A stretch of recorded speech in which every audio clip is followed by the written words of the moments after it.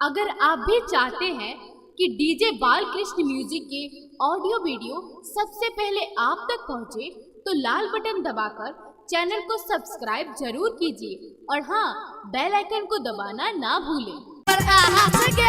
पंडित जी बुला के मैं गई करिया पूजा पाठ के कलश बैठाई के आसन सजाई के करिया तोरे पर आस के पंडित जी बुला के मैं गई करिया पूजा पाठ के कहियो नहीं तू दर्शन देखैले कहियो नहीं तू दर्शन देखैले किया नहीं तू नहीं मैया नहीं एलै के ऐसे रवत बरिया